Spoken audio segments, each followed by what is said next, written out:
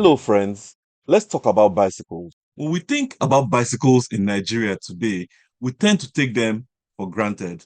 And that's understandable because transportation technology has evolved significantly.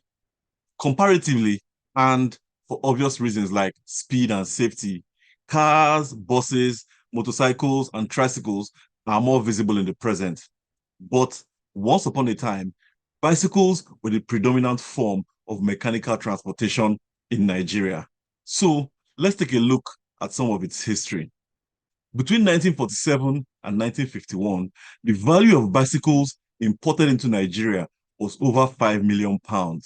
This was larger than the value of cars and commercial vehicles imported, each of which were valued under 5 million, but not too far behind bicycles. It is important to note that bicycles were regularly imported or assembled in colonial Nigeria.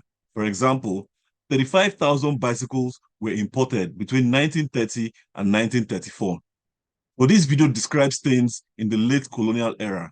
So think about this as a period between 1945, after the Second World War, and 1960, when independence was achieved. The primary target of bicycle importers were Africans employed in colonial service as clerks or junior officers.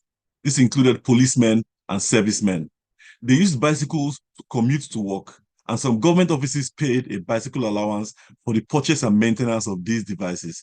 In fact, the failure of the forestry department to pay bicycle allowances to their African staff became an issue of contention in 1946 and received significant press coverage. Bicycles were also used for social life and leisure activities, like going to church or taking the wife to see a play. For these reasons, bicycle merchants tended to emphasize certain features of their products. Raleigh, for example, enticed prospective customers with the strength and perfection of their all-steel bicycles, while Rouge placed emphasis on the reliability of their engineering. The Hercules brand celebrated its heritage of making vehicles with precision, and the Birmingham Small Arms Company, BSA, projected the design and sleekness of their products. Newspapers also carried adverts from associated products and services, such as tires made by Dunlop and repair services offered by a variety of artisans. Just like cars of today, bicycles were a status symbol and predominant in the urban areas. But unlike today, one was legally required to obtain a license to operate a bicycle.